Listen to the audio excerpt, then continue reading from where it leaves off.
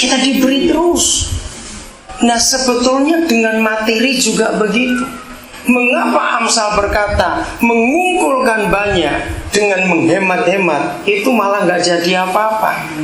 Karena gak ada artinya, cuma disimpan saja bertahun-tahun. Mau berapa ratus juta sekalipun tidak akan ada artinya sama ilmu, sama seperti ilmu yang kita miliki. Mau S2, S4, S6 kalau ada misalnya. Tapi kalau saudara nggak pernah ngajar, nggak pernah membagikan ilmu itu, nggak akan ada guna. Nah, jadi sama dengan materi juga. Tadi saya ngomong dengan Endang, saya mono, wah luar biasa. Makin banyak orang Nabire percaya kepada dia dalam hal merias. Nah, bayangkan kalau dia cuma pajangan saja di situ, cuma cerita, oh saya dulu lulusan sana, lulusan ini, tapi nggak pernah ngerias orang di sini. Ngerti nggak? Siapa yang percaya? Walaupun tempelannya banyak di rumah, walaupun pakaian pengantin begitu banyak di rumah, sama dengan uang. Jujur, tahun ini saudara keluar berapa untuk memperkaya orang lain? Ini penting. Kalau saudara punya uang, kalau saudara nggak punya uang tapi saudara punya ilmu, nah itu dia, keluarkan ilmu saudara. Kita bersyukur dari hidup Kualim, dari tokonya berapa banyak orang-orang diberkati sana. Kita lihat Robert, kenapa dia bisa berani membukakan toko bajoko? Dia memberi. Ayo kita mikir apa yang kita bisa buat. Jadi kalau kita mau jadi berkat saudara, jangan hitung berapa yang kita punya. Mau sampai mati bungkuk pun gak akan sampai itu. Kalau suka hitung-hitungan terus. Ngerti? Belajar untuk memberi. Ingat, saya pernah katakan kepada saudara, kita perlu uang dan kita harus pakai uang. Tapi jangan kita dipakai oleh uang. Renungkan kata-kata. Saudara bisa bayangkan kalau sampai kita dipakai oleh uang, kita jadi apa? Jadi jahat. Bayangkan kalau kita dipakai oleh uang. Nah, terus bagaimana kita tuh bisa menang soal uang? Saya mau ajarkan ini kepada saudara. Nomor 1, jangan pernah sibuk berkata begini, sudahlah jangan ngomong masalah memberi, untuk kami makan aja gak pernah cukup. Saudara, pernah gak saudara tahu kata-kata itu sangat salah? Renungkan, kata-kata itu sangat salah. Salahnya di mana? Salahnya karena kita lupa bahwa hidup ini karena pemberian.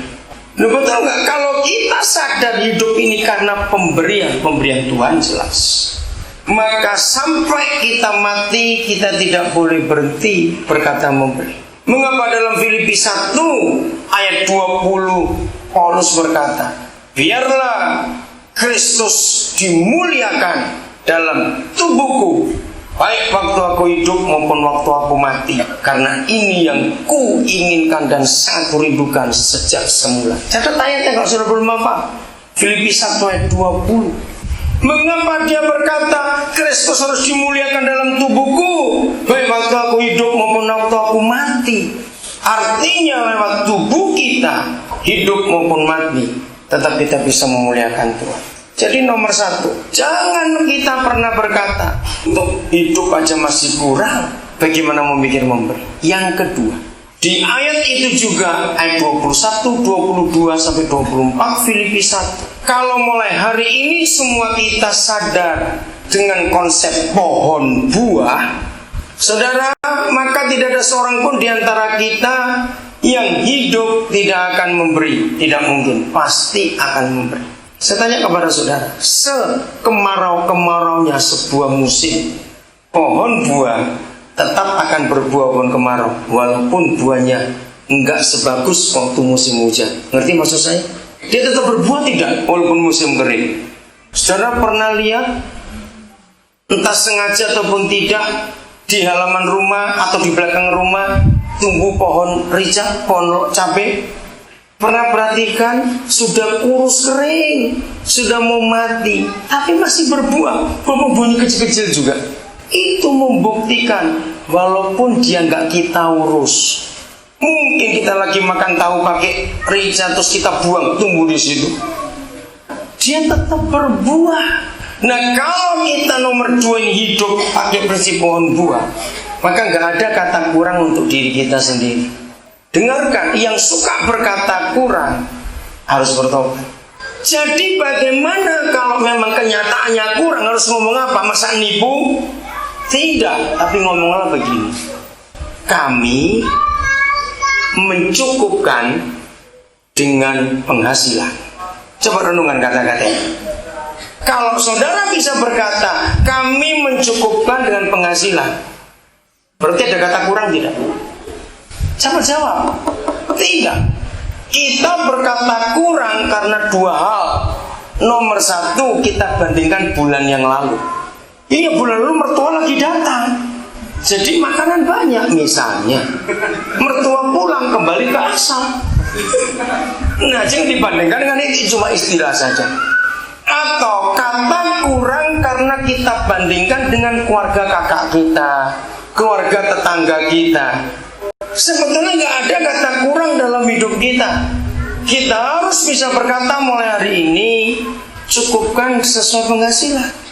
Misalnya penghasilan bulan ini cukup hanya makan dengan kecap saja, ucapan syukur itu nggak kurang. Jadi nggak ada kata kurang. Mungkin 3 bulan yang lalu kita bisa beli baju sebulan sampai 3 kali. Bulan ini beli kaos kaki sebelah aja nggak bisa misalnya. Itu bukan kurang. Artinya cukupkan dengan penghasilan. Ternyata bulan ini kita tidak beli baju, tidak apa-apa, toh tidak telanjang. Setelanjang-telanjangnya koteka juga masih ada. Maaf, saya juga ngomong. Nih, ngerti itu kan nggak mungkin kotekaan lagi. Ngerti nggak maksud ini? Jadi jangan pernah berkata kurang, jangan saudara. Hari ini kita belajar berkata cukupkan sesuai penghasilan, maka nggak ada kata kurang dalam kehidupan kita. Nomor 3, yakini, saya sudah praktekkan ini lebih dari 35 tahun masalahnya. Belajarlah setiap awal bulan, katakan, Papa, siapa yang bulan ini harus berkati? Dengar, walaupun belum ada yang mau diberi. Oh, nggak ada yang ngambil. Ini serius. Saya membiasakan, saya lebih dari 35 tahun. Kalau saudara sering pergi dengan saya akan tahu kalau orang anak-anak telepon tahu saya belum ada. Tapi saya tetap akan memberi. Nggak tahu gimana caranya. Kalau tidak, nggak mungkin. Maaf, saya berkata ini, nggak mungkin saya bisa nyekolahkan orang gitu banyak. Nggak mungkin jadi pertama bisa buka sekolah gratis seperti ini. Bayang, ada lebih banyak orang kaya di Papua daripada kita. Kenapa mereka nggak bisa buka sekolah gratis? Kenapa kita bisa? Ngerti kata ini? Karena kita sudah belajar untuk dilatih. Jadi semua berkata kurang berubah. Jadi nomor 3, siapkan setiap awal bulan. Siapa yang aku berkati, yang kami berkati. Suami istri berunding. Jangan bilang nggak bisa, ini juga cukup. Jangan berkata begitu. Siapkan dulu, dengarkan. Toh belum memberi, baru memberi sudah ngamuk duluan. Itu pelitnya minta ampun itu. Belum memberi, baru merencanakan sudah ngomel, bertobat yang suka begitu. Saudara, ini yang harus kita pikirkan baik-baik. Ayo semua kita belajar menginjak uang di bawah telapak kaki kita. Betul enggak? Sore tadi Denny sudah resmi diterima oleh keluarga Daud Tandilo. Saya itu bersyukur kepada Tuhan. Saudara tahu kasusnya? Satu hal yang tidak pernah disetujui oleh keluarga Yeni, karena dia itu nggak punya gaji. Denny ini, betul enggak? Semua orang tahu, orang pasar tuh nggak punya gaji, orang tahu semuanya. Tapi banyak orang yang mau juga ya.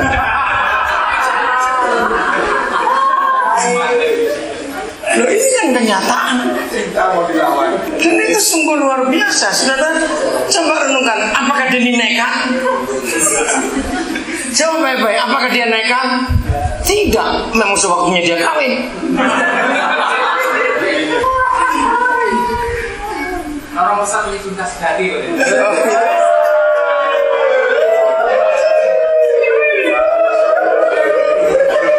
Tapi ini fakta, saudara, ini